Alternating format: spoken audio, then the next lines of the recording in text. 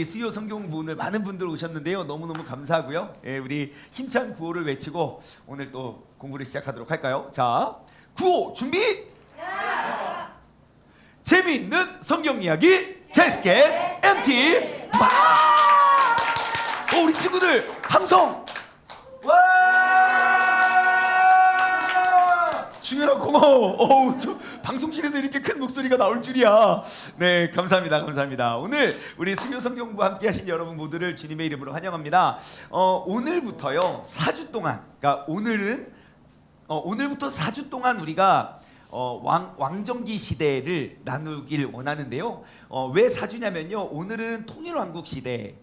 통일왕국 시대는 누구냐면 사울, 다윗, 솔로몬 3명을 나눌 거고요. 그리고 다음 주에는 북이스라엘, 북왕국, 그리고 그 다음과 그 다음 주 2주 동안에는 남왕국에 대해서 우리가 나누어 볼 때 이번 4주를 통해서 우리가 왕정기 시대에 우리가 꼭 기억해야 할 모든 왕들을 다 살펴볼 수는 없지만 꼭 기억해야 할 그런 왕들과 그리고 우리가 꼭 기억해야 할 그런 선지자들을 우리가 간략하게 한번 돌아볼 수 있는 그런 시간이 되었으면 좋겠습니다. 자, 우리는 지금 계속해서 구약 성경의 여행을 떠나고 있습니다. 예, 성경은 아주 재미있는 책입니다. 보면 볼수록 알면 알수록 이게 내가 이제 다 알아, 그래서 이제 좀 지루해지는 책이 아니라 읽으면 읽을수록 점점 좀 재밌어지는 놀라운 능력이 말씀 안에 있습니다. 그래서 우리는 구약 시대는 CASKET 이 6개의 시대로 우리가 나누어서 우리가 그 시대의 내용들을 우리가 살펴보고 있는데요. 간략히 한번 요약해 보면요. 자, C 뭐죠?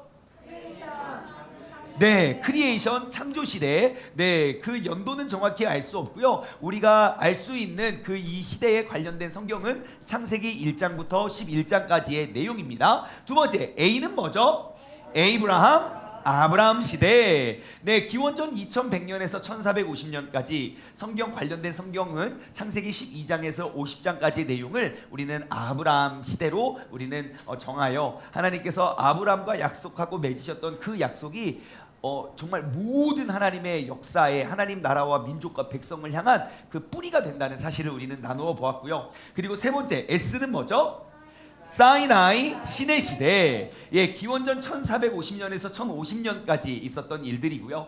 시내 시대에 연관된 그런 책들 한번 보십시오. 출애굽기, 이제 어떤 책인지 아시죠? 출애굽에서 성막을 건설하고, 그 다음에 레위기, 네, 이제 예배는 무엇이고 제사는 무엇이지, 그리고 그런 법도와 율례를 세우는 책. 그다음 민수기, 인원 계수를 2번 합니다. 출애굽에서 1번 하고, 그리고 이제 그 가나안 땅에 들어가기 전에 1번 하고, 그래서 넘버스라고 해요. 영어로는 계수한다. 그래서 민수기가 있고요. 그다음에 신명기는 출애굽기, 레위기, 민수기 때 약속하셨던 그 하나님의 약속을 다음 세대, 그러니까 여호수아와 함께 가나안 땅에 점령하는 그 다음 세대들에게 다시 한번 상기시키는 게 신명기. 그리고 여호수아는 이제 모세가 죽고 여호수아 아버지의 이름은 눈입니다.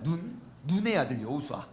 예, 저는 옛날 우리 초등부 아이들에게 눈의 아들, 이게 눈이지? 그래서 뭐 태양의 아들처럼 눈의 아들이다 그랬는데 아버지 이름이 눈일 줄은 그때는 몰랐습니다. 참 부끄러운 이야기예요, 여러분.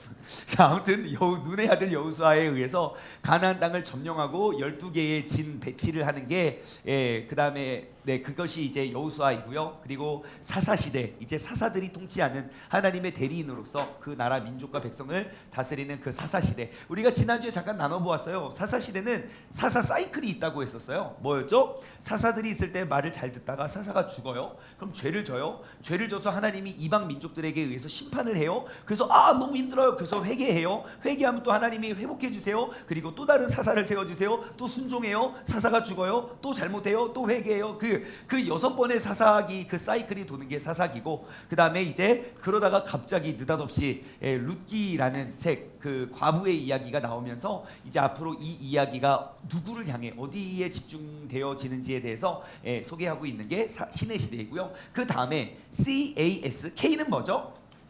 킹즈 왕정시대입니다. 기원전 1050년에서 586년. 이 내용에 대해서 정말 밑에 관련된 성경을 보십시오. 굉장히 많잖아요. 이게 참 내용이 방대한데, 그래서 우리가 4주 동안, 한 달 동안 우리가 왕정기 시대를 한번 나누어 보길 소망하고요. 그 다음에 E는 무엇이죠?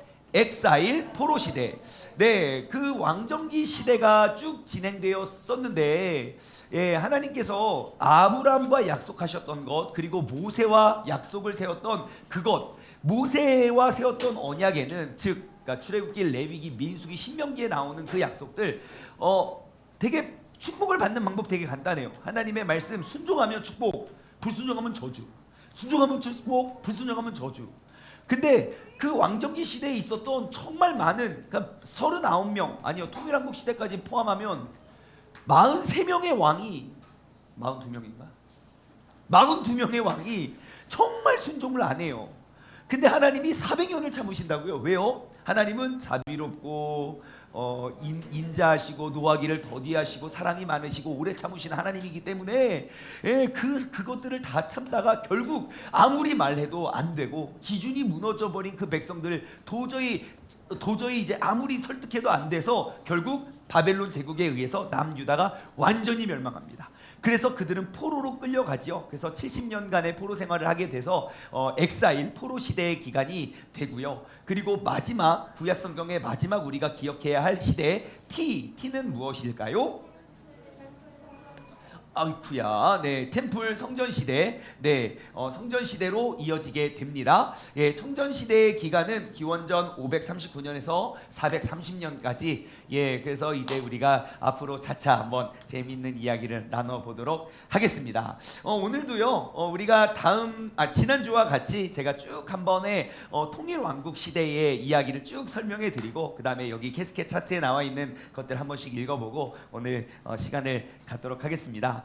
제가 이렇게 왕정기 시대를 이렇게 묵상하고 준비하면서 제가 아주 중요한 것 한 가지 깨달았습니다. 여러분들 다 알고 있는 것이지만 우리가 다시 한번 마음속에 꼭 기억했으면 하는 정말 중요한 한 가지는요, 우리의 삶에, 그리고 그 왕정기 시대 때부터 두드러져요. 그 전에부터 똑같은 그 원리와 법칙은 똑같지만 왕정기 시대부터 지금 이 법칙이 정말 이것 잘하면 인생의 흥망성쇠, 정말 잘되고 못되고 막 뭐 부하고 가난하고 딱 이 한 가지만 잘하면요, 가난했던 자들도 부해지게 되고요, 이거 한 가지 못하면 부했던 자들도 가난하게 되고요, 이거 하나 잘하면 망했다고도 하나님께 막 인정받고요, 이거 한 가지 놓치면 정말 잘 나가다가도 모든 것들이 잃어버리게 돼요. 그 한 가지를 발견했거든요. 그게 뭔지 아십니까? 흥망성쇠의 열쇠? 그게 뭘까요? 그렇게 뚫어지게 저를 쳐다보고 계시면 제가 너무너무 좋습니다. 뭐지? 막 이런 거. 진짜 이 한 가지는요, 지금도 우리의 삶에 그대로 적용이 돼요. 이 한 가지, 그 한 가지가 무엇이냐면 바로 예배입니다. 예배요. 자, 모든 이스라엘 역사의 흥망성쇠의 열쇠가 예배라는 키워드를 가지고 이제 왕정기 시대의 모든 인물과 모든 사건을 여러분 한번 들여다보십시오. 제가 이런 것들을, 그러니까 그냥 작은 그림으로 봤을 때 예배 중요하죠, 뭐 그냥 이 정도의 개념인데, 큰 그림으로 이 삶이 이렇게 흥하고 이 삶이 이렇게 쇠하고 막 이런 것들을 비교해 보니까 진짜 우리의 삶의 예배가 얼마나 중요한지 그냥 눈에 확 보이더라고요. 오늘도 저는 사무엘이라는 사람, 그리고 사울이라는 사람, 다윗이라는 사람, 솔로몬이라는 사람에 대해서 나눌 거예요. 4명, 많지 않아요. 그래서 오늘은 좀 가벼운 시간인데, 그리고 더 유명한 사람들이어서, 근데 이 4명의 사람의 인생의 흥망성쇠가 그 예배에 달려있다는 걸 발견했어요. 그래서 여러분들, 우리의 삶, 우리도 마찬가지입니다. 내 삶에 정말 제가 지난 주일날도 말씀드렸지만, 예배가 서면요, 아무리 상황이 안 좋아도 우리가 바로 세울 수 있지만 예배가 무너지잖아요. 그러면 그 이후에 모든 것들이 도미노처럼 무너지게 됩니다. 그래서 우리가 오늘 이 왕정기 시대, 통일왕국 시대의 사건들을 통해서 우리의 예배를 다시 한번 돌아보고 우리가 회복할 수 있는 시간이 되길 소망합니다.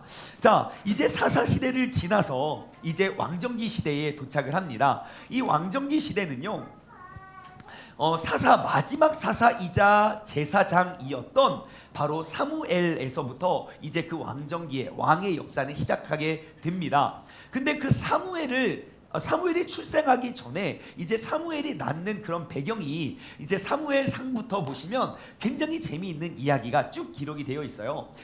사무엘 선지자가 이제 태어나기 전에 그 가정에 한나와 그 한나의 가정에 어떠한 일이 있었냐면, 잘 보세요. 하나님께서 누구를 택하여 무엇을 계획하시는지, 또 한 명의 불임의 여인을 택해서 그 나라의 왕을 세울 제사장, 그리고 마지막 사사인 사무엘을 세웁니다. 첫 번째 사사구나. 마지막 사사구나. 마지막 사사인 사무엘을 세웁니다. 자, 무슨 말이냐면요, 하나님께서 정말 그 아이를 낳을 수 없는 그 불임의 여인, 하나님께서 또 누구를 택해서 아이를 낳죠? 아브라함의 아내도 불임이었고, 그의 며느리도 불임이었고요, 그의 증며느리입니까? 아무튼 또 그의 며느리도 불임이에요. 그리고 이것을 그대로 신약 성경에 넘어오잖아요. 예수님의 오심을 준비했던 그 선지자는 누굽니까? 세례 요한이잖아요. 침례 요한. 그 침례 요한도 불임의 가정에서 나요. 다시 말해, 세상적으로는 굉장히 성공하지 못하고 약하고 연약한 그 약점을 가진, 세상 사람들로부터 무시를 당하고 세상 사람들 앞에 의시되지 못하는 그 연약하고 작은 자를 통하여 하나님께서 놀라운 일들을 계획하고 계신다는 거예요. 우리가 이 사실을 통해서 얻을 수 있는 지혜는 무엇이냐면, 여러분, 왜 이렇게 내 인생은 왜 이렇게 꼬이는 거야? 내 인생은 왜 이렇게 되는 게 없어? 남들 다 가지는 그 애기가 왜 나한테는 없는 거야? 아주 평범한 거. 여러분, 막 애기 한 명 난다고 막 동네에서 잔치하진 않잖아요. 근데 애기가 한 명도 없으면 다 불쌍히 여겨요. 남들은 그냥 평범하게 가질 수 있는 것, 나에게 없는 그 아픔과 그 서러움, 하나님은 그것 기억하세요. 한나에게는 기도하게 합니다. 간절히 기도합니다. 와, 막 제 대낮부터 기도해가지고 그 담임 목사님이 엘리인데요. 엘리가 그 대낮부터 열심히 기도하는, 저희 교회도 이렇게 대낮부터 기도를 열심히 하시는 분들이 계셔서 막 기도를 어떻게 했는지 모르겠는데, 엘리 제사장 눈에 봤을 때는 이 사람이 기도를 하는구나, 이게 아니라 대낮부터 술 먹고 지금 이렇게 저기 하나. 그래서 가서 말해요. 낮술 드셨어요? 얼마나 화가 납니까? 내가 술 먹고 와서 기도하다가 이야기 들어도 좀 기분이 안 좋은데, 나 지금 기도를 열심히 하고 있는데 술 먹었냐고 그러면 시험이 들지요. 근데 한나는 시험이 들지 않아요. 그게 중요한 겁니다. 여러분, 교회 안에서 우리가 하나님께 기도할 때 뭐 시험거리가 올 수도 있어요. 하지만 기도가 중요하지, 그 시험거리가 중요한 게 아니잖아요. 기도하다가 시험 들 일 생기면 우리는 기도를 포기하고 그 시험에 꽂혀가지고 뭐라고 했어? 나 진짜 기도를 못하겠어. 우리가 그러는데, 아니요, 그럴 것 없습니다. 여러분, 기도하러 왔으면 기도 열심히 하시면 되고, 설령 제사장 같은 누군가가 시험을 주더라도 그거 그냥 지나갈 일이라고 여러분 생각을 하세요. 자, 아무튼 중요한 건, 자, 엘리 제사장에게는 2명의 아들이 있었습니다. 그 두 아들들도 다 제사장이었어요. 근데 여러분, 엘리의 두 아들들 이름은 뭐죠? 홈니와 비느하스. 이들의 특징은 무엇이냐면요, 제사장이라는 특징이 있고요, 또 다른 특징은 무엇이냐면요, 제사장인데 제사가 무너졌다는 거예요. 주님께 온전히 드려야 할 그런 제물을 가지고 와서 주님께서 받으시는 예배이기 때문에 주님께서 기뻐하시는 모습의 예배를 드려야 되는데, 그 갈코리로 막 이렇게 고기를 이렇게 갈르는 거예요. 그러니까 이렇게 왜 그래요? 그러니까 이거 이렇게 여기서 이렇게 끓이시면 안 됩니다. 우리 제사장님이 이거 날것으로 갖고 오라고 했습니다. 육회를 좋아하셔가지고 이거 그냥 익혀서 먹으면 안 되고, 뭐 미디움, 레어, 웰던 이런 거 말고 그냥 육회로, 그냥 사시미로 드신대요. 그래서 그거를 가지고 해요. 하나님께 드리는 제사가 완전히 무너졌어요. 그냥 어차피 하나님은 보이지 않으니까. 내가 예배를 집도하는 사람으로서 나의 예배가 무너졌어요. 그 제사장의 예배가 무너지면 그 백성들의 예배가 어떠하겠습니까? 예배가 무너지겠죠. 그럼 그 백성들은 어떻게 되겠습니까? 하나님의 절대 주권과 하나님께서 다스리고 통치하시는 그러한 나라로 세우기가 어렵겠죠. 볼 것도 없어요. 결국 어떻게 되는지 아십니까? 말씀을 한번 찾아볼까요? 사무엘상 7장 3절입니다. 사무엘상 7장 3절. 사무엘상 7장 3절. 자, 함께 읽어볼게요. 시작. 사무엘이 이스라엘 온 족속에게 말하여 이르되, 만일 너희가 전심으로 여호와께 돌아오려거든 이방 신들과 아스타롯을 너희 중에서 제거하고 너희 마음을 여호와께로 향하여 그만을 섬겨라. 그리하면 너희를 블레셋 사람의 손에서 건져내시리라. 우리가 축복을 받는 그 길이 무엇입니까? 우상을 제거하고 오직 여호와 하나님만을 섬기는 것이에요. 그런데 그 엘리와 그 홈리와 비느하스 전쟁에서 패배를 해요. 블레셋과의 전쟁에서 패배를 해요. 그리고 홈리와 비느하스가 죽어요. 그리고 법궤, 여호와의 법궤를 빼앗겨요. 그 소식을 듣고 충격을 받아서 엘리가 죽어요. 비둔하여져서 넘어져가지고 목이 부러져서 죽어요. 자신의 남편과 시아버지와 그리고 나라가 쫄딱 망했다는 소식을 들은 비느하스의 와이프, 즉 엘리의 며느리가 아이를 낳다가 충격받아서 하혈을 하고 아이를 낳다가 죽어요. 일가족이 하루아침에 모두가 죽어요. 그래서 그 아이, 그 어렵게 난 아이의 이름을 이가봇이라고 해요. 여호와의 영광이 떠났다. 여러분, 우리가 그렇게 예배가 무너지면요, 하나님의 심판이 반드시 임합니다. 왜요? 왜 예배가 무너지면 하나님의 심판이 임하는지 아십니까? 예배가 무너지면 다시 회복할 수가 없거든요. 모든 것들이 순차적으로 무너지거든요. 심판을 통해서 깨닫게 돼요. 그래서 우리가 항상 내 신앙생활에 내가 지금 잘하고 있나 못하고 있나 다른 거 볼 거 없어요. 예배를 점검하면 돼요. 내가 어떠한 마음으로 어떠한 모습으로 예배를 나오는가. 여러분, 이번 주 주일날 예배도 정말 한 주 동안 열심히 우리가 영적인 싸움을 해서 주님 앞에 서시기 바랍니다. 주님 앞에 내가 서는 거예요. 사람들 앞에 무슨 예배팀 앞에 서는 게 아니라 주님 앞에 설 수 있는 우리 모두가 되었으면 좋겠어요. 자, 그래서 이제 그 사무엘, 어려서부터 교회에서 자라났던 그 사무엘을 통해서 백성들이 이야기하는 거, 우리에게도 왕을 달라, 왕을 달라, 왕을 달라, 왕이 있었으면 좋겠다. 그래서 사무엘이 첫 번째 왕 사울이라는 사람을 뽑습니다. 자, 사울에게 기름을 부어요. 사울은 어떠한 사람이냐면요, 여러분 사울 이름의 뜻을 아십니까? 네, 사울 이름의 뜻은 구하다입니다. 구하다. 예, 구하는 거예요. 무엇인가를 구하는 사울. 그 사울의 특징은요, 굉장히 잘생겼고요. 누가 봐도 왕이 될 상이었어요. 키도 크고 멋있고 겸손하고 뭐 잘생기고 막 그랬어요. 그래서 와, 진짜 야, 우리의 왕, 이스라엘의 왕으로 뽑아도 손색이 없는 사람이다 라고 해서 그를 뽑았어요. 하지만 우리는 알고 있어요. 하나님께서 누구를 통하여, 어느 족속을 통하여 왕을 주실 거라는 약속을 하셨죠? 예, 야곱의 몇째 아들? 네 번째 아들, 이름은 유다예요. 유다 지파에서 이제 앞으로 왕을 줄 거라는 약속을 우리는 기억하지만 사울은 베냐민 지파 사람이었어요. 예, 사울은 베냐민 지파. 그런데 이제 사울이 처음에는 굉장히 겸손하거든요. 예, 하나님을 사랑하고, 예, 그리고 굉장히 순종적이고. 그런데요, 사울이 이제 하나님의 말씀을 거역하기 시작합니다. 사울이 무너지는데요, 성경은 사울이 무너지고 사울이 잘못하는 세 가지의 사건을 다뤄요. 사울이 잘못하는 세 가지 사건. 첫 번째가 뭔지 아십니까? 전쟁을 하는데 보통 전쟁의 승패는 누구의 손에 달려있죠? 하나님의 손에 달려있는 거예요. 그래서 이 전쟁을 해야 됩니까 말아야 됩니까? 내가 언제 들어가야 됩니까 말아야 됩니까? 그 전쟁의 승패를 쥐고 계신 하나님께 물어봐야 돼요. 아무리 적군이 공격해 올지라도 너희가 참고 기다리라. 그럼 기다려야 돼요. 아무리 적군이 멀리 있더라도 너희가 나아가서 싸워라. 그럼 싸우는 거예요. 그 전쟁의 승패. 나중에 다윗도 나눠보겠지만 다윗은 여호와께서 싸우게 하는 모든 족족 다 이깁니다. 왠지 아십니까? 지피지기. 적을 알고 나를 아니까 하나님께서 이기는 싸움만 시키니까 이기는 거예요. 그게 축복의 비결이거든요. 근데 사울이 그 적군이 눈앞에 다가와서 점점점 몰려오고 모든 사람들은 이제 우리 가만히 있으면 이러다 그냥 가만히 있어서 죽습니다. 그러니까 그 사무엘 선지자를 기다렸었어야 됐는데, 그 제사장을 기다렸었어야 되는데 너무 마음이 조급한 나머지 자기가 제사장이 되어서 제사를 드려버려요. 하나님이 전쟁을 주님께 맡깁니다. 본인이 친히 제사장이 됐어요. 즉 하나님이 세운 질서와 율례와 그 예배를 무너뜨렸어요. 그게 첫 번째 잘못이에요. 두 번째, 사울이 두 번째 뭐 잘못합니까? 전쟁을 했어요. 이겼어요. 이기면 하나님께서 뭐라고 하셨냐면 그 이방 민족의 나라, 그런 것들을 너희는 섞이지 말고 거룩히 구별되어야 됐거든요.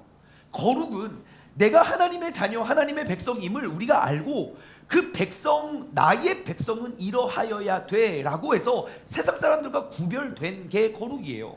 그래서 나의 것 이방 민족들과 섞이지 말라고 거룩하게 따로 구별해 놓았는데, 여러분 거룩이라는 건 내가 점점 하나님한테 막 너무 힘들고 불편한 존재로 하나님 왜 이렇게 나 이렇게 힘들게 만드셨어요, 그런 의미의 거룩이 아니에요. 우리가 하나님의 자녀이고 나의 아버지가 하나님이라면 우리는 세상 사람, 하나님이 아버지가 하나님이 아닌 자들과는 구별이 돼야죠. 그래서 하나님은 섞이기 말라고 했었어요. 그래서 이방 신들, 뭐 이방의 종족들 다 죽이라고 했어요. 그런데 사울이 전쟁에서 이기고 보니까 이 짐승들이 너무 아까운 거예요. 희귀종이에요. 예, 우리나라에만 있는 강아지가 있고, 예, 예를 들어 옆 나라, 이웃 나라 중국에만 있는 강아지 있잖아요. 중국과 싸워서 우리가 이겼어요. 야, 이런 거 본 적도, 와, 이런 것도 있어. 얼마나 신기한 게 많겠습니까? 그러니까 그걸 죽이기가 아까운 거예요. 그래서 데리고 왔죠. 좋은 것들 이렇게 토실토실. 그러니까 하나님이 이것 봐라, 이상한 거 해줘, 나의 말을 들어야 되는데 이것이, 예, 그래가지고 보내요 사람을. 그래서 이제 하나님의 마음이 이제 이미 떠났어요. 얘가 이제 처음에 얘 제사를 저렇게 드리더니 이제 재물까지도 자기 맘대로. 홈리와 비느하스가 왜 죽었습니까? 재물 건들다가 죽었잖아요. 예? 재물 잘못 만들다가 그냥 하루아침에 온 가족이 다 죽었잖아요. 그러니까 이거 봐라. 그래가지고 하나님의 마음을 떠났어요. 그리고 사무엘을 보냅니다. 가서 이야기해요. 평안하느뇨? 네, 평안합니다. 그래서 뭐 어떻게 지냅니까? 전쟁에 있어요. 그렇습니다. 근데 분명히 하나님께서 저거 다 죽이라고 말했는데 내 귀에 들리는 저 이상한 짐승의 소리는 무엇입니까? 그러니까 사울이 뭐라고 하는지 아세요? 죄송합니다. 제가 잘못했습니다. 정말 하나님 앞에 제가 너무 큰 죄를 졌습니다. 하나님을 너무 무시하고 하나님의 약속과 명령을 제가 잃어버렸습니다 라고 회개를 해야 정상이잖아요. 거짓말을 해요. 마치 누구처럼요? 예, 아담과 하와가 변명하는 것처럼. 죄는 자기가 져놓고 회개는 안 하고 변명을 하는 거예요. 이게요, 하나님께 제사를 드리려고 이렇게 훔쳐놓은 거예요. 토실토실하고 좋고 흠이 없는 것만 골라왔어요. 하나님은 이미 예배가 무너진 사울에게서 떠납니다. 그래서 사무엘에게 이야기해요. 가서 이새의 집으로 가라. 내가 눈여겨본 한 사람이 있다. 하지만 그때까지도 사울은요, 체면이 얼마나 중요했는지 사람들에게 돌아가서 이제 그 선지자가 왔잖아요. 제사장이 왔잖아요. 그리고 제사장이 막 열받고 울그락불그락하고 확 가버리면 하나님의 진노가 이 땅 가운데 올 거를 백성들이 눈치를 채거든요. 왜냐하면 그 왕에게 기름을 부을 수 있는 권한, 그게 제사장이 갖고 있었거든요. 그런데 사울은 그게 너무 여기서 이렇게 가시면 안 됩니다. 부탁 한 가지만 드려도 됩니까? 예, 가서 백성들 앞에서 우리 좀 친한 척 좀 해요. 또 그렇게 변명과 핑계를 대고 있는 거예요. 이거 안 되겠다. 그래가지고 떠나죠. 그게 사울의 두 번째 잘못이에요. 세 번째 잘못은 무엇인지 아십니까? 사울이요, 너무너무 불안하고 초조하고 잠도 못 이루고 악령이 막 그러니까 신접한 여인을 찾아갑니다. 신접한 여인을 찾아가서요, 내가 사울인 줄 알면 안 되니까 이렇게 변장을 하고 가요. 그래서 가서 이제 신접한 여인에게, 하나님 분명히 명령이 그랬거든요. 신접한 여인 만나면, 우리 지난주에 나눠봤죠. 뭐라고 했습니까? 죽이라고 했어요. 예, 정치검 죽이라 그랬어요. 근데 자청해요. 찾아가요. 근데 여기서 여러분 꼭 기억하셔야 될 거 있어요. 사울이 신접한 여인을 찾아가서 누구를 불러냅니까? 사무엘을 불러내요. 그게 어떻게 된 걸까요? 여러분, 거기서 우리가 속으면 안 돼요. 여러분, 사무엘은요, 신접한 여인이 오라고 한다고 오고 오라고 안 하면 안 오는 존재가 아닙니다. 거기서 나타난 게 사무엘이 아니에요. 여러분, 속지 마세요. 그거 귀신 장난이에요. 그냥 이게 여러분 꼭 기억하세요. 예, 누가 저한테 질문을 했어요. 그래서 귀신이 오라 가라 하면 천국 간 사무엘도 천국에 내려 막 옷을 입고 와가지고 그가 바로 사무엘입니다. 아니요, 여러분, 그거 귀신 장난이에요. 근데 귀신 장난, 우리가 얻을 수 있는 교훈은 뭐냐면 귀신 장난 속에서도 하나님의 일하심과 하나님의 메시지가 있다는 거죠. 그거 정도 힌트를 얻어야지 진짜 사무엘이 왔구나 하면 안 돼요. 아무튼 사울이 신접한 여인을 쫓고 신접한 여인에게 물어봐요. 원래 누구한테 물어봐야 되는데요? 하나님한테요. 근데 왜 하나님한테 묻지 못했을까요? 예배가 무너졌거든요.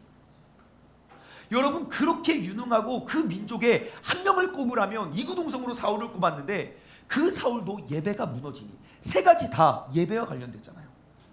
하나님은 그를 버리세요. 그리고 그 다음 왕 다윗을 세웁니다. 여러분, 다윗이 왕 위에 올랐을 때 사실 사울의 아들이 예루살렘을 다스리고 있었던 거 아십니까? 2년 동안 사울의 아들 이름이 여기 나와 있어요. 뭐죠? 이스보셋. 예, 다윗이 유다의 왕으로 딱 설 때 이스보셋은 예루살렘을 다스리고 있었어요. 예, 2년 정도. 그래서 이제 나중에 다윗이 이기게 되는데 사울이 그렇게 하나님 앞에 또 사람들 앞에 이렇게 존경을 받다가 완전히 무너진 사울이 결국 어떻게 죽습니까? 이방 민족들에게 이제 전쟁에서 또 패해요.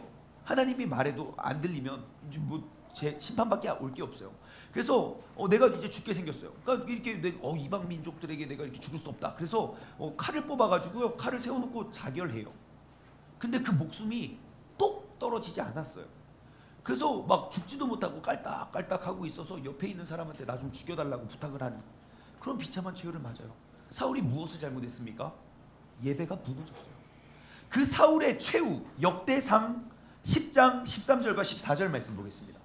역대상 10장 13절과 14절은 사울이 왜 멸망했는지 명확히 기록하고 있어요.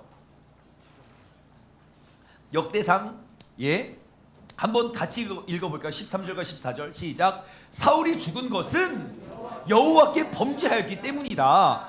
그가 여호와의 말씀을 지키지 아니하고 또 신접한 자에게 가르치기를 청하고 여호와께 묻지 아니하였으므로 여호와께서 그를 죽이시고 그 나라를 이새의 아들 다윗에게 넘겨주셨더라. 아멘.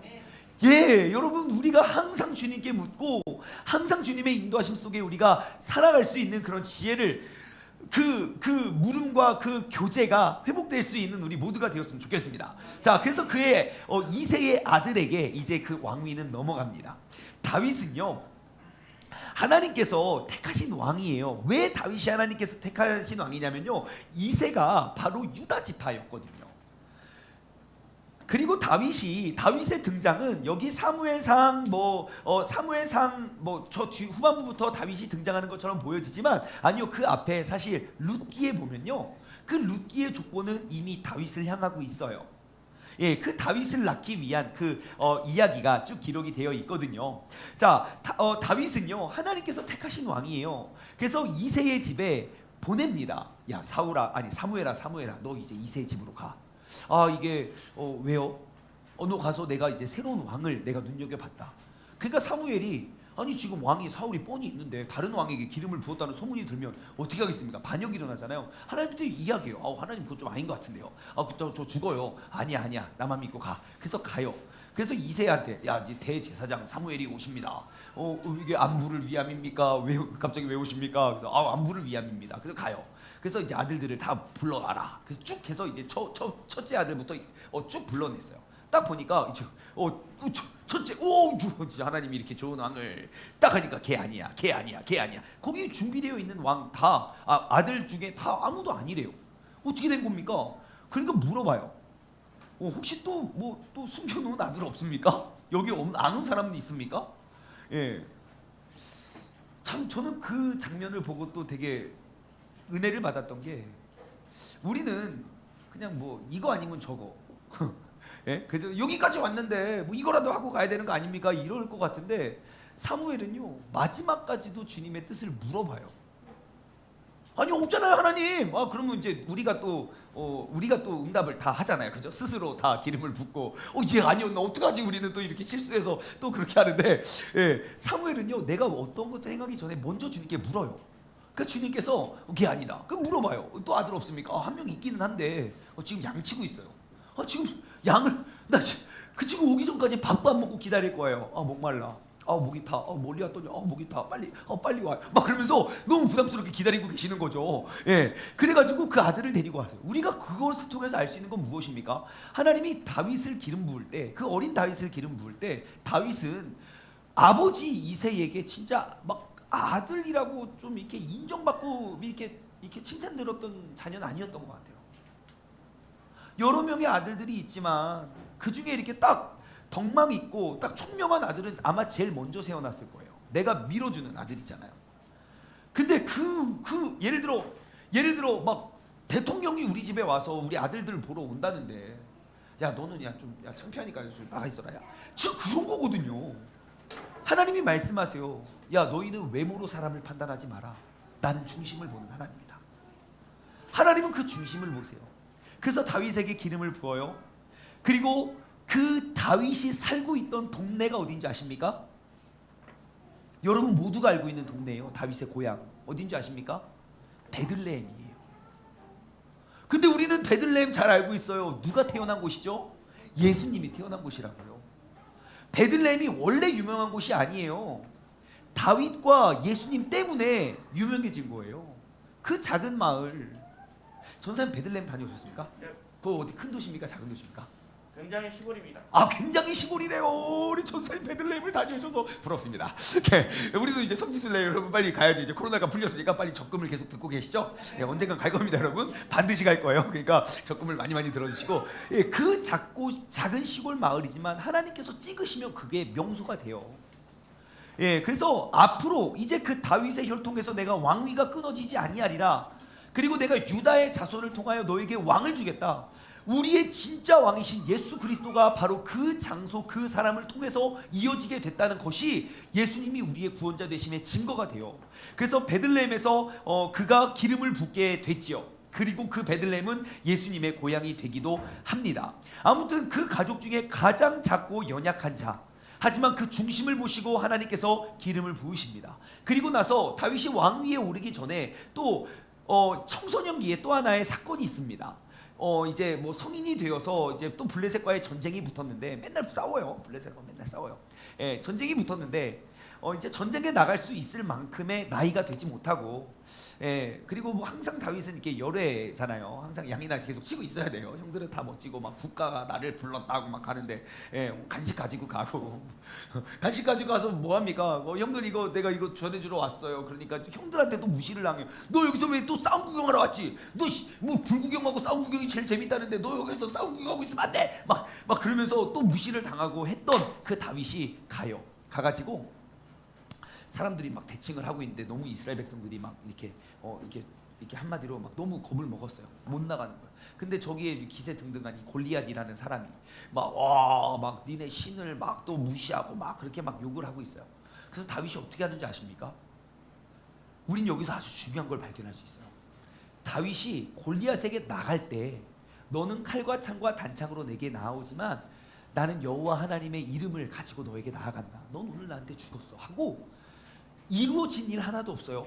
거기에 있는 블레셋 군인들 심지어 골리앗까지 반대로 이스라엘의 사울 왕 포함해서 모든 사람이 다 걱정하고 있었던 아무도 믿지 않았던 그 한마디, 마치 이스라엘 백성이 출애굽해서 200만 명 300만 명의 사람들이 다 절망하고 다 비난하고 비방하고 조롱할 때 다 겁에 질려 있을 때 그 모세 한 사람의 말에 의해서 하나님이 하늘에서부터 만나와 메추라기를 내려주시고 바위에서 물을 쏟아내주시고 바다도 갈라서 그들을 인도하셨던 것처럼 이스라엘과 블레셋과의 전쟁 속에서도 하나님의 그 명령과 그 약속과 그 믿음의 선포 한마디가 그 모든 전세를 역정시킵니다.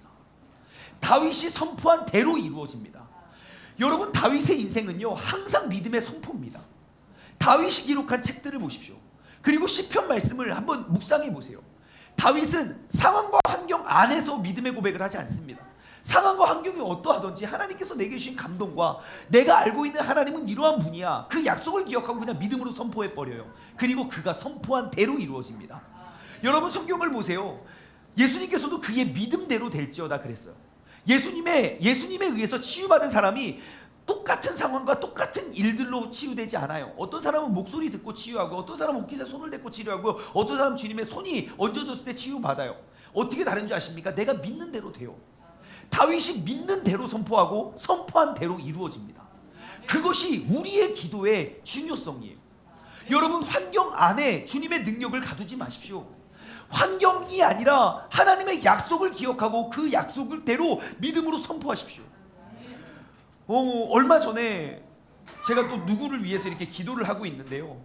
막 상황이 막 기도하면 막 상황이 엄청 좋아지고 막 나아지고 막 그래야 좋은데 기도는 하지만 상황이 똑같은 거예요. 계속 힘들어요, 막 어려워요. 그래가지고 그래서 이제 제가 또 그날도 그분을 위해서 이렇게 기도를 하고 있는데 문득 이 생각이 딱 들더라고요. 아, 이 시험과 이 어려움은 이미 결론이 지어져 있구나. 이미 승리한 거예요. 우리는 결론을 보지 못하고 우리는 과정만 보기 때문에 우리는 이랬다 저랬다 하지만 우리는 이미 승리한 싸움을 싸우고 있다는 걸 알았어요. 아멘. 여러분, 문제와 어려움과 환경이 있습니까? 이미 승리하신 그 주님을 알고 우리가 그분을 믿는다면 그 승리를 선포하십시오. 아멘. 선포한 대로 이루어집니다. 그래서 다윗의 인생은요, 어떻게 다윗이 그렇게 오늘날까지 유명한 다윗이 되었냐면 그는 언제나 상황과 환경을 초월한 믿음의 고백과 믿음의 선포가 있었습니다. 여러분, 환경에 의지하지 마십시오. 환경에 속지 마십시오. 마귀는 끊임없이 나의 상황들을 바꾸어내서 우리를 속이는데 급급합니다. 하지만 우리는 결론, 이미 승리하신 주님을 알고 있고 이미 우리 인생의 결론은 아무리 세상에도 힘들고 어렵고 고생해도 우리는 그 죽음까지도 이기시는 그 예수 그리스도의 능력으로 우리는 영원한 하늘나라를 우리는 장악한 사람 아닙니까? 믿음으로 선포하고 우리가 나아갈 수 있는 그런 다윗과 같은 사람들 되기를 소망합니다.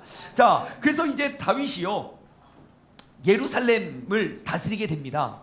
예루살렘을 다스리고 예루살렘을 통치하게 돼요. 그것이 이제 거룩한 도성이자 이제 수도가 됩니다. 예, 그래서 이제 그 나라가 서게 되고요. 나중에 다윗이 왕이 되어서 이제 다윗과 언약을 맺으시죠. 여기에 차트에 보면 나와 있는 언약들, 영원한 왕위, 그리고 영원한 왕국, 하나님의 아들의 관계. 여러분, 다윗의 자손 안에서 예수님이 오십니다. 지금 기원전 1050년 그쪽 기원전 1000년쯤의 이야기를 하고 있는 거예요. 1000년 후에 이루어질 약속이 하나님은 기억하고 계세요. 왜요? 하나님께서 약속을 하신 분이고 약속을 하신 이가 지금도 살아계시거든요. 그가 살아있다면, 약속한 사람이 살아있다면 그 약속은 유효해요. 우리가 왜 이 말씀을 가지고 우리는 그 약속을 기억해야 되는지 아십니까? 하나님은 그때나 지금이나 여전히 살아계시기 때문입니다. 그 말은 지금도 그 약속이 유효하다는 거예요. 우리가 그 유효한 약속을 붙잡고 우리가 나아가야죠. 그래서 하나님께서 하나님과 그 아들의 관계, 그러니까 다윗의 자손 예수 그리스도께서 나신다는 걸 우리는 역사를 통해 알 수 있고요. 그리고 다윗에게 약속한 것, 너의 아들이 성전을 건축할 것이다 그래요. 아, 저는 또 여기서 또 우리 다윗 형님에게 또 완전 그 역대상 맨 마지막 부분에 한번 보십시오. 다윗이요, 그 성전을 건축하고 싶어가지고, 예, 하나님 제사 제일 중요하다고 했잖아요. 그래서 출애굽한 모세에게, 야, 내가 너희와 늘 함께하겠다라고 해서 성막, 내가 너희와 함께 거할 성막을 지으라고요. 하나님이 설계도를 다 알려주세요.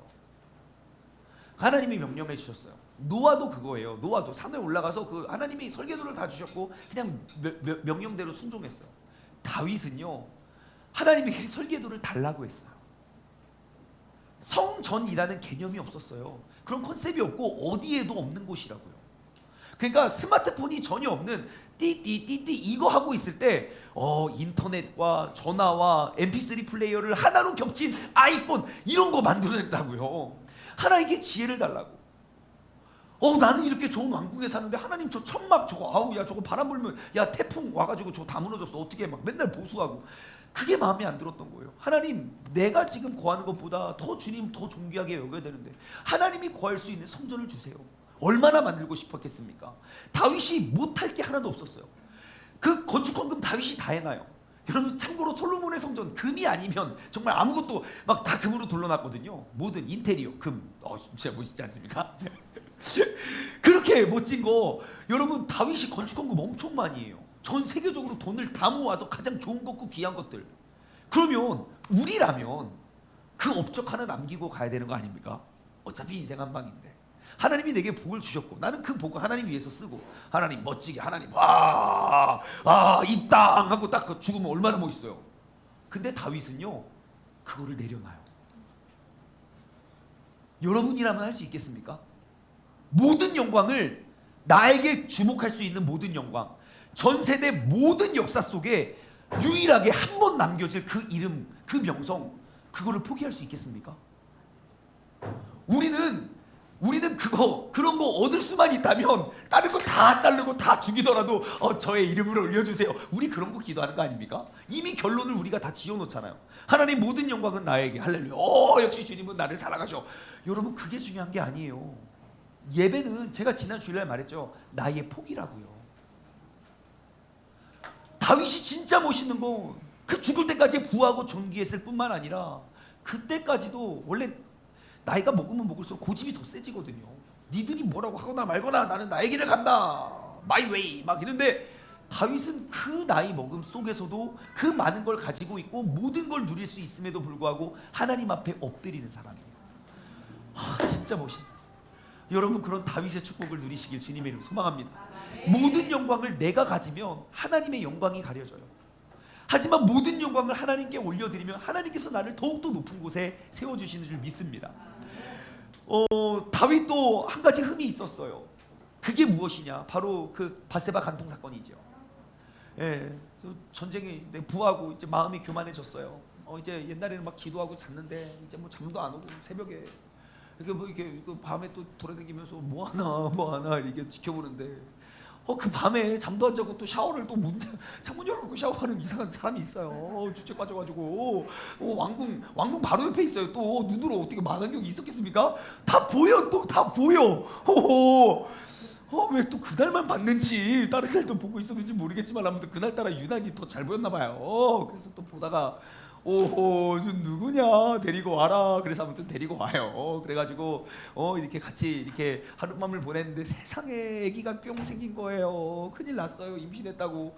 저 임신했습니다. 어떡하지 그래가지고 야 그 남편이 누구냐. 우리아라는 정말 유능한 정말 충신입니다. 장군. 야 그럼 빨리 휴가를 보내. 지금 전쟁 중에 있다고 빨리 휴가 내. 와서 뭐합니까? 술을 먹여. 일단 취하고 오랜만에 휴가를 하고 그러면 막 또 얘네들이 얼레리 꼴레리 해가지고 그럼 또 아기가 생겼네. 어머머 와 어떻게 아기가 야 어떻게 왕을 닮았냐 막 이렇게 이렇게 얼마 이게 진짜 옛날에 그런 말이 있었잖아요. 이게 이게 태어났는데 옆집 아저씨를 닮고 막 뭐 이런 거 막 이런 뭐 이 알리바이를 짜고 있었는데 하나님이 그걸 다 보고 있었어요. 내가 거짓말을 하면 할수록 죄가 점점 깊어지는 거예요. 그냥 내가 죄인입니다 하면 될 것을 자신의 체면 때문인지 무엇 때문인지 아무튼 그 하나 넘어지게 되니까 하나님과의 교제가 무너지게 되니까 죄가 점점 커지는 거예요.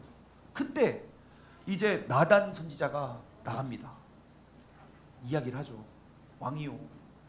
여기 어떤 사람은 한 마리의 양이 있는데 어떤 사람은 재산이 엄청 많고 소가 엄청 많고 하나밖에 없는데 그 엄청 많은 사람이 그 하나밖에 없는 거 그거 데리고 와가지고 손님 대접했습니다.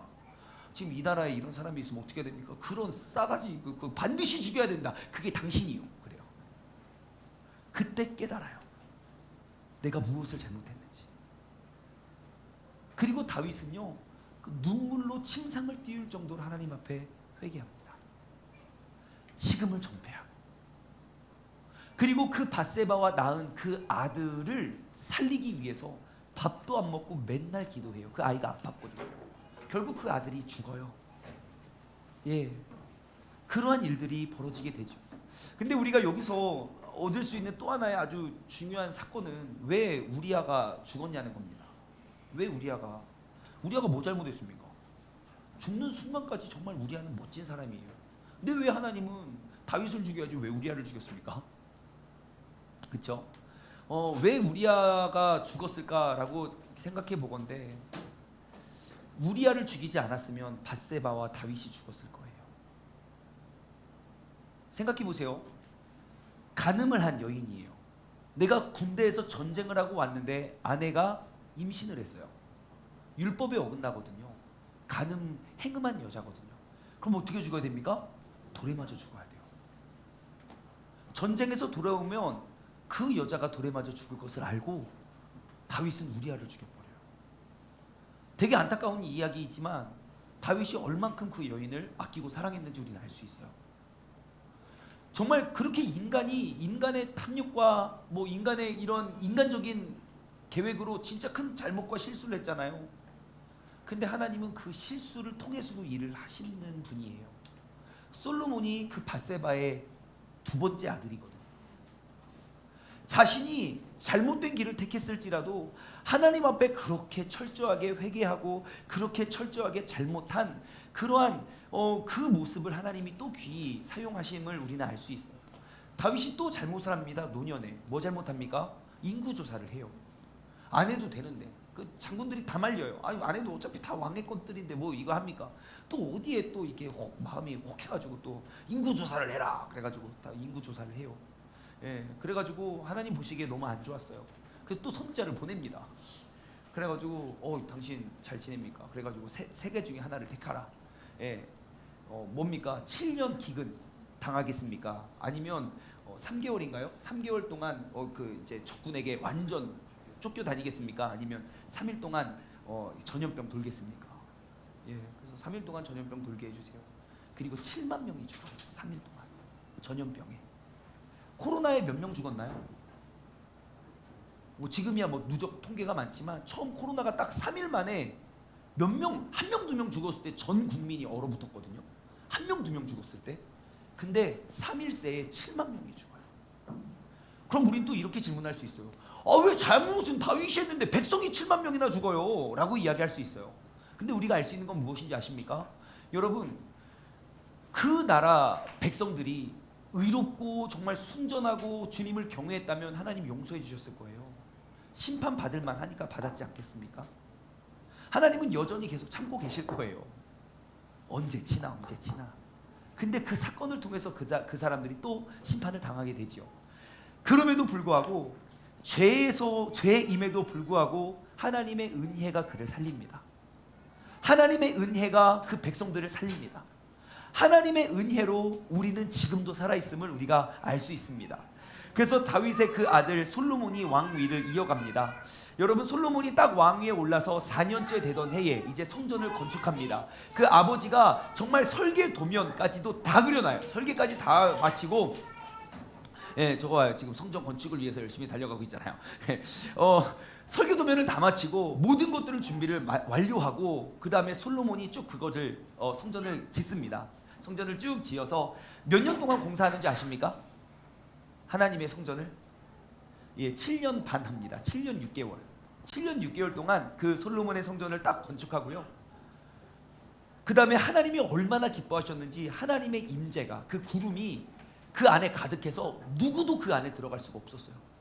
하나님의 영광이 그 성전 안에 가득해서 사흘 동안 아무도 들어가지 못해요. 제가 서론에 뭐라고 했습니까? 우리 삶의 흥망성쇠가 뭐에 달려있다고요? 예배라고요. 하나님께서 그렇게 기뻐하셨던 때가 없어요. 그때가 이스라엘 모든 역사의 최고 정점을 찍을 그 성장기입니다. 모든 역사의 최고의 전성기 때가 바로 하나님께서 솔로몬을 통하여 그 성전을 짓고 그곳에 있었을 때, 솔로몬이 그 성전을 짓고요, 1000번 드릴 제사를 한 번에 드립니다. 여러분, 우리는 한국은 1000번째 헌금이 있어요. 그거 성경적이지 않아요, 여러분. 1000번의 제사를 드린 게 아니에요. 1000번 드릴 제사를 한 번에 드려요. 근데 우리나라는 또 이게 뭐 숫자 이런 거 되게 좋아해가지고, 그죠? 저쪽 우리 한국 기독교 역사가 있기 전에 불교도 꼭 뭐 몇백 배, 뭐 몇 1000배 뭐 이런 거 해가지고, 그래서 생겨났는지 좀 모르겠지만 아무튼 그게 1000번 딱 맞추고는 성경적이지 않습니다. 그냥 참고로 알고 계세요. 뭐 성금이 잘못됐다는 건 아니고요. 그냥 그게 뭐 그렇다고요. 아무튼 그래서 제사를 드려요. 하나님이 꿈에서 나타나십니다. 와, 야 진짜 내가 너 뭐 해줄까? 그러니까 지혜를 달라 그래요. 근데 지혜뿐만 아니라 보너스로 하나님 뭘 주십니까? 부도 주시고 명예도 주세요. 하나님은요 항상 이렇게 보너스의 하나님이세요. 하나님 마음에 합하잖아요. 그럼 막 주고 싶은 거 다 줘요. 그게 진짜 딱 부모님과 자녀들 같아요. 자녀들이 시키는 것만 하면 내가 주고 싶은 선물 줘요. 근데 시키지도 않은 거를 서로 앞다투하면 안 줘도 되는 것까지 다 줘요, 그렇죠? 막 우리 막 건물 문서 막 이런 거 주잖아요, 그죠? 이렇게 그런 거, 우리 막 집에 이렇게 가둬놓은 막 가보 막 이런 거 막 주고, 그런 거예요. 그래서 하나님도 하나님의 원리도 똑같은 것 같아요.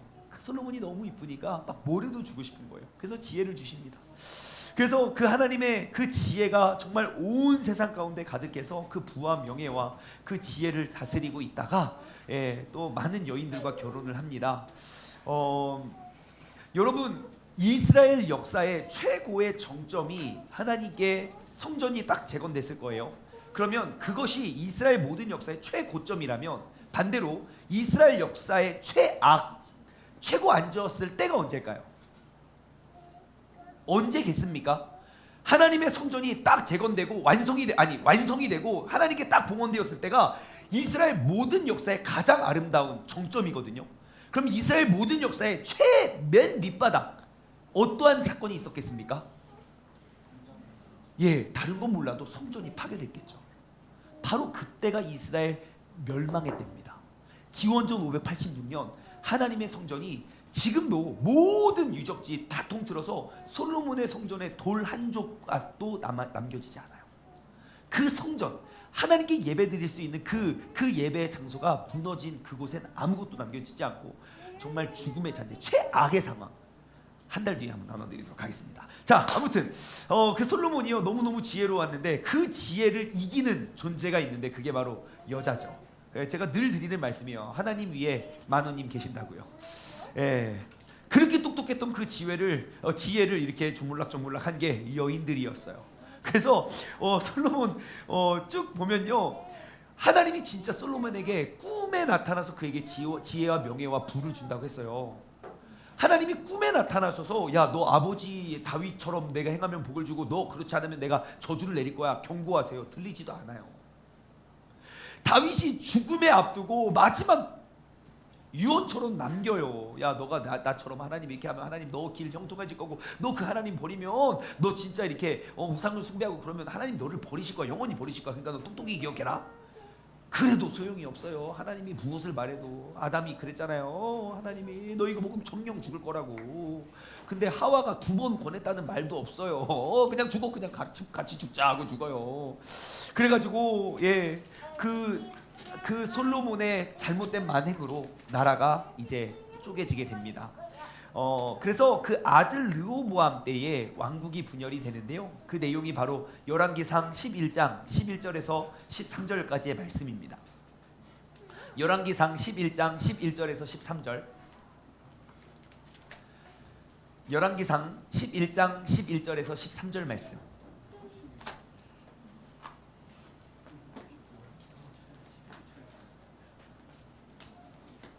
나오나요? 안 나오나요? 왕상 네, 열왕기상 11장 11절에서 13절 같이 읽어볼게요. 시작. 여호와께서 솔로몬에게 말씀하시되 내게 이러한 일이 있었고 또 내가 내 언약과 내가 내게 명령한 법도를 지키지 아니하였으니 내가 반드시 이 나라를 내게서 빼앗아 내 신하에게 주리라. 그러나 내 아버지 다윗을 위하여 너희의 세대 때까지는 이 일을 행하지 아니하고 내 아들의 손에서 빼앗으려니와 오직 내가 이 나라를 다 빼앗지 아니하고 내 종 다윗과 내가 택한 예루살렘을 위하여 한 지파를 내 아들에게 주리라 하셨더라. 아멘. 하나님이 이렇게 말씀하셨거든요. 그럼 솔로몬은 이 이야기를 들었을 때 뭐 해야 됩니까? 예? 옷을 찢고 엎드려서 회개해야죠. 다윗처럼 눈물로 침상을 띄워야죠. 그러면 하나님께서 정하셨던 그 뜻을 돌이키사 하나님은 그 역사를 회복하셨을 거예요. 제가 말했죠. 우리 인생의 흥망성쇠의 열쇠는 예배라고. 예배가 무너져버린 솔로몬은요 그렇게 회개할 여력이 없었어요. 그래서 결국 어떻게 됩니까? 그의 아들 르호보암과 그의 신하 여로보암이 싸움을 합니다. 그 여로보암에게 그 밑에 지금 우리가 열왕기상 11장 읽었잖아요. 11장 31절부터 37절 그 밑에 보시면요 아이야라는 선지자가 여로보암을 만나요. 그리고 자신의 옷을 12개로 찢고요 여로보암에게, 그 여로보암은 신하입니다. 너 10개 가져가 그래요. 그래서 그 10개의 지파가 북쪽 이스라엘이 되고요 나머지 남은 2개 유다와 베냐민 지파, 그게 남유다, 그리고 나머지 이스라엘이 북쪽으로 나눠져서 북이스라엘로 갈려지게 돼요. 무엇 때문에 나라가 쪼개졌습니까? 예, 이 한 사람의 만행 때문에. 생기면 안 될 이 빨간색 왕관의 역사가 생기게 돼요. 제가 이것들을 보면서 아, 인생의 운명은 정말 막 크고 엄청난 것 때문에 이루어지는 게 바뀌는 게 아니라는 걸 알았어요. 정말 작은 사건 하나가 인생을 바꿔놓더라고요. 방금 우리가 읽어보았던 열왕기상 11장 11절 말씀처럼 그 경고 메시지가 들렸을 때 하나님 앞에 엎드렸더라면, 다시금 성전을 처음에 주님께 올려드렸을 때처럼 하나님의 임재를 그리워하며 하나님의 영광을 사모했었더라면 이스라엘의 역사는 달라졌을 거예요. 그의 아들 르호보암에게 여로보암이 찾아와요. 그래서 요청합니다. 당신 아버지 때 우리가 너무너무 힘들었어요. 성전도 7년 반이나 짓고요. 그리고 그 왕궁도 더 오랜 시간 걸렸어요. 너무너무 힘들었어요. 그러니까 우리를 좀 편하게 해주시면 우리가 죽도록 당신을 섬기겠습니다. 그때 만약에 르호보암이 그들의 요청을 받아 주었더라면 나라의 운명과 역사는 달라졌을 거예요. 단 한 번의 사건, 단 한 번의 실수가 그 많은 책임을 짊어지게 된다는 거예요. 그러면 그 한 번의 사건과 그 실수를 우리가 어떻게 줄일 수 있겠습니까? 하나님과의 교제를 통해서 줄일 수 있겠죠. 내가 전쟁을 내 맘대로 하는 것이 아니라 전쟁에 나가기 전에 하나님께 묻는 것, 그것이 바로 우리의 예배이고, 성령님께서는 항상 우리를 이끌어주기 위하여 끊임없이 우리의 마음의 문을 두드리시며 우리에게 말씀하기를 원하시는 분이 성령님이오니, 우리가 그 성령님을 의지하여 하나님 앞에 온전히 굳건히 설 수 있는 우리 모두가 되기를 주님의 이름으로 간절히 소망합니다. 자, 그러면 이제 파워포인트를 보시면서 지금까지 나눴던 이야기를 우리가 차트를 보면서 우리가 쭉 요약하고 마치겠어요. 그 이야기는 왕정기 시대로 이어지게 됩니다. 예, 왕정기 시대에 이러한 기간이었고요. 자, 한번 복습해 보세요. 사무엘이라는 사람에 의해서 왕이 서게 되었고, 사울 왕은 베냐민 지파였고, 그리고 하나님의 말씀을 거역했고, 예, 사무엘 선지자가 또 다른 왕을 이제 세웠고, 결국 왕위를 박탈당합니다. 그리고 이스보셋이 잠깐 2년 정도 왕위를 다스렸지만 다윗에 의해서 멸망을 당하게 되고요. 그리고 그의 하나님께서 정말 그 중심을 보시고 세웠던 다윗은 유다의 지파, 하나님께서 택하신 자였고요. 베들레헴이 고향이었어요. 베들레헴에서 기름을 부음을 받았고, 메시아라는 이름, 메시아가 기름 부음을 받은 자거든요.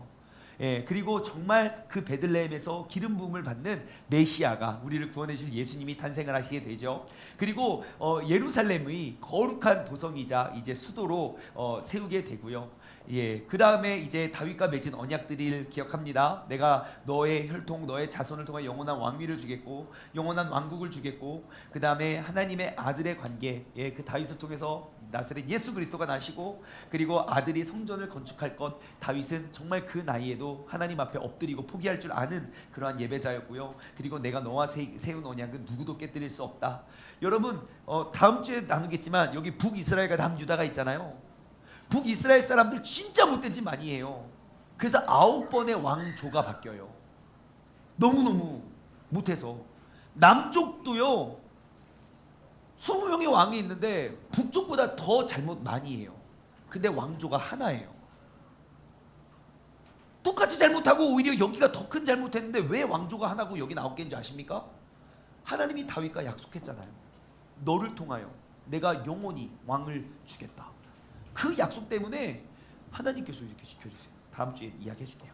자, 또 계속 화이트페인트 볼게요. 네, 깨뜨릴 수 없는 언약이다. 다윗도 잘못했어요. 죄를 많이 졌고 정말 돌에 맞아 죽을 그런 죄들을 많이 졌지만, 죄임에도 불구하고 하나님의 은혜가 그에게 임했고, 그는 또다시 엎드리고 눈물로 하나님 앞에 서게 됩니다. 그리고 그의 아들 솔로몬이 왕이 됐어요. 그리고 예루살렘 성전을 건축했고, 바로 그때가 하나님의 영광이 가득 정말 온 땅에 충만했던 때였습니다. 그 다음에 솔로몬은 지혜로운 왕이었고요. 하지만 많은 아내를 거스렸고, 그 아내를 거느린 게 우상을 많이 이제 수입하게 되었지요. 그래서 결국 아들 르호보암 때에 왕국이 분열됩니다. 그래서 기원전 1050년에서 이제 기원전 930년 이제 나라가 둘로 쪼개지고, 다음 주에는 그 북쪽의 이야기를 이어가도록 하겠습니다. 기도하겠습니다. 하나님 아버지 감사합니다. 하나님께서 무엇을 원하시고, 그리고 오늘 이 저녁에 나에게 무엇을 말씀하시고자 하는지, 우리가 이스라엘의 역사를 통하여 우리에게 지혜를 얻게 하여 주심에 감사합니다. 하나님, 우리가 내 삶의 모든 어려움과 역경을 이겨낼 수 있는 힘은 이미 승리하고 모든 결론을 가지고 계신 하나님의 약속을 우리가 붙잡고 믿음으로 선포하는 그 나의 믿음에 있는 줄 압니다. 하나님, 나의 삶의 모든 환경에 내가 둘러싸여서 내가 절망하는 것이 아니라 모든 상황을 이기신 그 주님의 약속 붙잡고 다윗과 맺으신 언약, 모세와 맺으신 언약, 아브라함과 맺으신 그 언약을 붙잡고 우리가 나아갈 수 있는 믿음의 자녀들 되게 하여 주시옵소서. 정말 이 시대에 이 나라를 살고 있는 정말 주님을 죽을 때까지 사랑했던 다윗과 같이 우리의 주님께 올려드리는 우리의 예배가 죽을 때까지 무너지지 않을 수 있는 믿음의 사람 되어 정말 마지막까지 죽는 그 순간까지 부하고 존귀한 자가 되어서 모든 사람에게 본이 되고 덕이 될 수 있는 그러한 믿음의 사람이 오늘 이 자리에 있는 우리 모두가 되게 하여 주옵소서. 감사드리며 이 모든 말씀 살아계신 예수 그리스도의 이름으로 기도드리옵나이다. 아멘. 주기도문으로 모든 순서를 마치도록 하겠습니다. 하늘에 계신 우리 아버지여, 이름이 거룩히 여김을 받으시오며 나라에 임하옵시며 뜻이 하늘에서 이루어진 것과 같이 땅에서도 이루어지리이다.